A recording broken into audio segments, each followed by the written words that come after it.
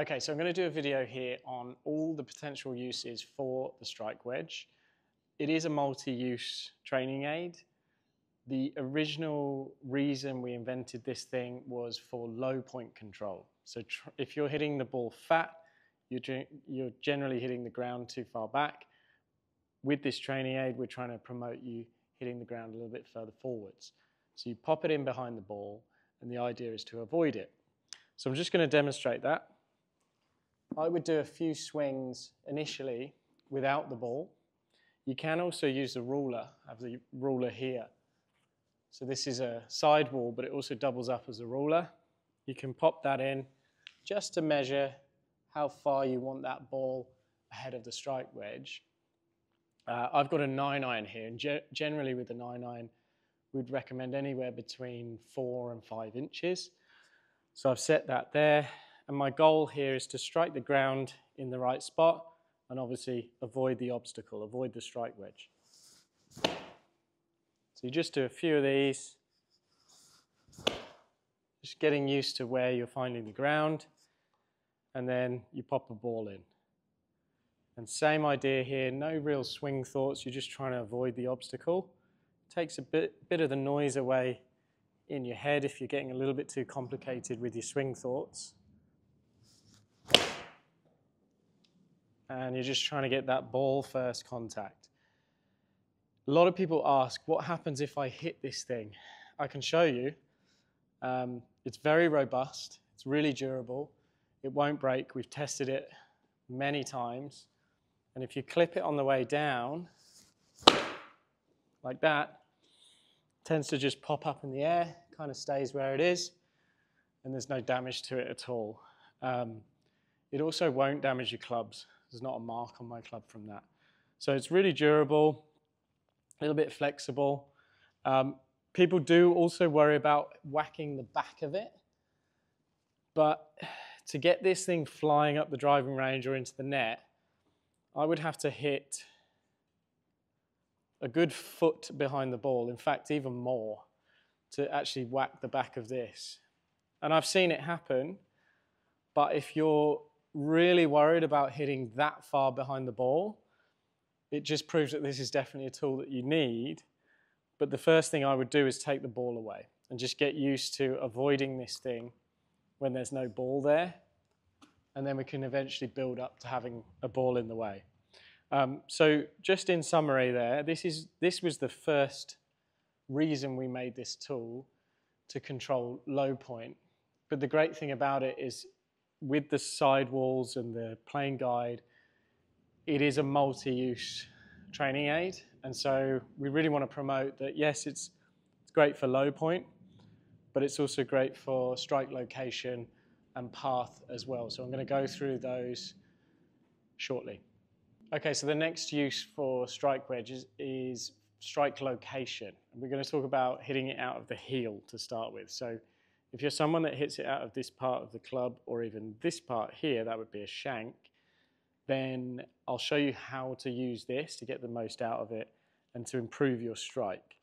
The idea, again, is that we're using an external object. We're trying to get you away from thinking too much about your swing. The reality is the difference between hitting here and out the middle is minute. It's not massive. So sometimes we don't have to go changing your whole golf swing. We just have to move that strike a really small amount. So again, try to take away your swing thoughts here and just think about avoiding the obstacle. So what we actually do when we get a shanker is we put the straight wall just on the side of the strike wedge. We're not even going to use this part, we're just going to use the wall. I'm going to pop the wall right up against the ball with just enough space for that club to work through. Now for me, this will be quite easy because my tendency tends to be the opposite, tends to be a bit of a toe strike. So I'll find it quite easy to avoid this. But if you feel like you're going to hit that, again, take the ball away to start with, do a few swings, and your only task is to avoid the wall. Go again. The main thing we're trying to do here is not necessarily hit perfect shots every time. We're trying to move your tendency away from where it is. So the first thing is obviously to measure find out where you're striking it, and then you can start to move away from your bad tendencies. So if I pop the ball in here, and when I hit this, I need to make sure that I'm thinking not about hitting the ball, about avoiding the wall. I've seen this so many times. You take the ball away and people can avoid that wall every single time, but you put the ball in there and they take this whole thing out. They smash it again. And what I know just from teaching for many years is that that's a psychological thing. They've shown me that they can physically avoid that wall when there's no ball there, but you put a ball there and they whack it. And so I think the biggest thing with that is I get people thinking more about missing this wall than actually hitting the ball. That's if you have that heel or shank tendency. So let's give it a go. We're just going to, again, just swing with hardly any thoughts, just trying to avoid the wall. And so what that should do eventually is just move that strike away from the heel and back towards the middle of the face. Striking the ball out of the middle of the face is something that top players do. It's one of our fundamentals. So whatever your tendency is, we want to move you away from that and back to the middle of the face. Okay, the next use for strike wedge, very similar to the last one in the sense that we are working on where we're hitting the ball out of the club face. But this one's the opposite end of the spectrum. This is great for anyone that hits it out of the toe because we're going to put a barrier in the way, and the idea is to avoid this and get that strike back towards the middle. And what I would say is when you're moving away from a certain tendency, so in this case, hitting it out of the toe, if you do a few shots and you shank some, you hit them out of the heel or close to the hosel, it's actually a good thing because you're moving away from your tendency. What you'll probably find is when you take this away, you'll start striking it a little bit more centrally. Again, not too many swing thoughts if we can. This one's great for me because I do tend to toe it occasionally. It's one of my faults, so I really like using it in this way. And so I just pop the ball on the other side of this wall. You're putting by the way, you're putting the straight wall on the back of the strike wedge here, so it forms this angle, and it sits at a really nice angle, about the same angle as where your club will sit. So the idea here, again, a couple of swings just without the ball, just get used to it, just avoid the wall, that was quite far away from it, and then you pop the ball in there. Again, if you've really been hitting out of the toe massively, make sure that when you go to hit this golf ball, you're mainly just thinking of avoiding the strike wedge or avoiding the wall. And if you move it a long way away from the toe, it's actually a good thing. Let's see how we go. So I felt that was a little bit heely, but that's good because my tendency is toe. So again, if the more swings I do where it feels more out of the heel, that's actually good because I'm moving well away from my tendency. Again, you can see where that's placed. There's just enough room for this club to come through. The idea, no swing thoughts, just avoid the wedge. That was definitely heely. So at this point, I would probably just take it away and I would just start hitting. And I've seen this so many times. The likeliness is that strike starts to work towards the middle. Central striking, really important, something that all good players are very good at. They're very good at controlling the golf ball, controlling how far it goes. And so two main fundamentals are where you strike the ground, how you find the ground, but also where you strike the ball out of the face. So if you are a toer, if you hit it out of the toe, this is a great way to use strike wedge. Okay, the next use for strike wedge is if you're a slicer. Now, typically with slicers, the club is moving over the top or from out to in, which means it's coming this way, across the ball. When you're coming out to in, if the face is open to that path, like this, you're going to cut the ball. And sometimes it can be excessive and it can get you into a lot of trouble. Slicing is a really common thing in the game. It is a club face issue a lot of the time, but then a lot of people will react with the club path. So we're going to talk about the club path element here of fixing a slice, but we're well aware that you need to also fix the face. But let's have a look at how we might use this. So the way I like to use it with my students is if they are coming over the top, I will pop the strike wedge in, but I will angle it slightly in.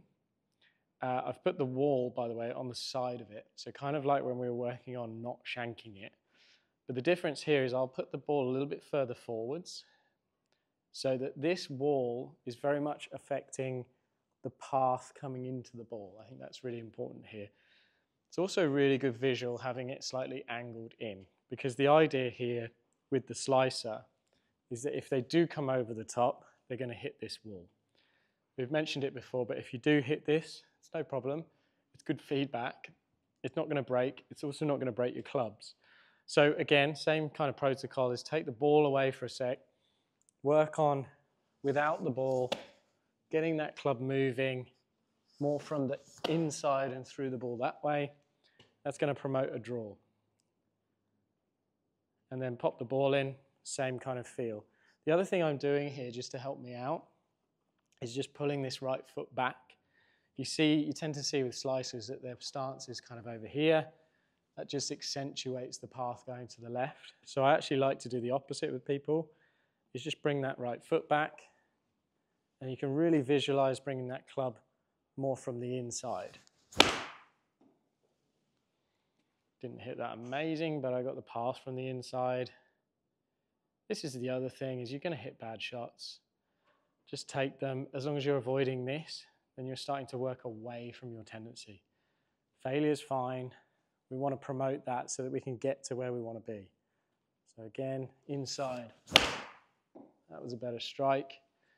That ball's going to have a bit of draw on it. Just a little caveat with this is we're working on path here. We're trying to hit from the inside. We know that there's a club face element to this as well. It's very important to get the face closing to the path that you swing on to create a little draw shape if that's what you're trying to do. Generally, I'd recommend trying to do that if you've been a slicer, because it's the opposite end of the spectrum. Try and hook it. And so, yes, path is important, but it's also equally as important, if not more important, to get the face closing here. Lots of ways you can do that. There's grip, there's wrist angles, and there's a bit more of an active release through the ball. But we would really promote and encourage you to figure that out yourself a little bit here. Work on the path, react with the face. Let's see if you can get that ball moving right to left for a right-hander. And then you're moving away from your kind of slicing tendency. So just to recap, you've got the wall on the side of the strike wedge. You've set it back from the ball, maybe at like half a foot, so 6 to 12 inches back, and you've angled it in. And the idea is, again, pretty simple. Just avoid the obstacle. You will improve your club path. You will probably hit it a few times, but that's good. You're failing, but you're failing forwards and you're learning. Okay, slightly less common issue here, but this is for the people who hook the ball. So if you hook the ball, your club kind of opposite to slicing, your club's probably way too inside, under the plane coming down, and the path will be in to out excessively through the ball. Again, this is helping you fix your path. It's not really a club face tool, so you're going to have to react in the right way with your club face, just again as a bit of a caveat to this, but I'll show you how to fix your club path if you are excessively under. And so with this, again, we're trying not to think too much about your swing. We're just trying to avoid an external tool. We've now got the wall, the flat wall with the ruler, on the back of the strike wedge again. And kind of similar to anyone that is a toe striker, but we've kind of set this back 6 to 12 inches just on the inside of the ball here. So you can see the scenario when that person who hooks the ball comes way too much from the inside, they're going to hit this wall. If you hit the wall, it's fine. It's not going to break. It's not going to damage your clubs, but it's giving you really good feedback on where your club path is. So for a hooker, this is going to feel very weird. It's going to feel like you're kind of trying to slice the ball almost. And again, I just knock the ball away, do a few without the ball, and we're just trying to avoid this on the way down. So the idea here, let's say your path has been maybe 10 degrees from the inside, it's a bit excessive. Having this here might get it down to 1 or 2 or even 0. So pop the ball in there, just going to avoid this on the way down.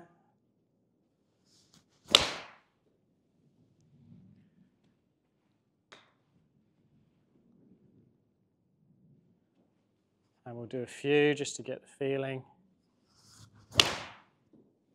And just to get that path nice and neutral. So the idea, if you're hooking the ball, you're excessively in to out with your club path, we're going to try and neutralize that as best we can. You still have to react properly with the club face, so making sure that face isn't closing excessively to the path. Might be a feeling for you that you kind of hold it off with the face a little bit through the ball, but that's down to you to figure that out. We are all about that. We're all about training and learning and being curious and experimenting and figuring things out rather than being told the answers, because I think then you learn so much better. So this is just a tool to help you do that if you are hooking the ball. Okay, here's another way that you can use Strike Wedge. We're actually going to work on 2 things at once here. We're going to work on your low point, so we're going to use the wedge, the main wedge, but we're also going to use this kind of angled wall. It's called a plane guide, and I'm going to pop this on the inside. Now, you can see that that's kind of sitting at an angle. I recommend that people use it like this for chipping, but you can also use it for the swing. I'm going to talk about chipping first, and I do only have a 9-iron here, so I'm going to use that, but you'll get the idea. The idea here is to pop this behind the ball. The wedge is going to help you with your low point, but the plane guide is going to help you with your swing plane. So if you are someone that brings the club a little bit too in and around you, you're probably going to struggle with 2 things. You'll struggle with where the club hits the ground, but you're also going to struggle with creating any kind of spin around the green. So if we can get that swing plane with your chipping a little bit steeper by avoiding this wall or this plane guide, and we can fix your low point, get your low point pretty close into the golf ball with the main strike wedge here, then this is a great way to use it. So I would definitely recommend using like a 60 degree here or a 55 degree. I've only got a 9-iron, but I'm going to demonstrate it anyway.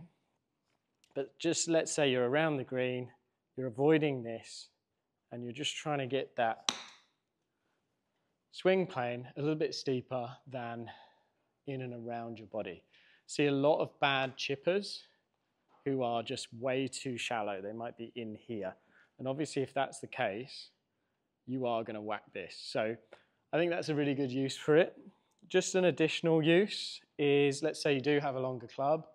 This is a 9-iron, but if I was just doing a full swing here, this is great for the person that, again, is a little bit too inside with their path. Maybe their takeaway is a little bit in as well. And generally with that, when the more inside you are with your club path, the more likely you are to hit the ground a little bit early. So this is doing 2 things at once. It's getting your path and your plane a little bit steeper and a little bit more out, but it's also helping you fix your low point. So I think it's a great tool for anyone that's drop kicking it, a little bit under, a little bit this way. So let's hit a couple. That felt really good. So that's a great way to use it. Again, multi-use. You can even find your own way to use this, but there's lots of ways to use it. And I think this is what makes the training aids stand out from doorstops, towels, teas. People have suggested bottles. Sure, like all that stuff is great, and we used to use all that, but it just doesn't replace this in terms of how versatile this can be. So think of this as more multi-use. It's not just for low point. It can fix strike location, it can fix path, and sometimes it can fix them all at the same time.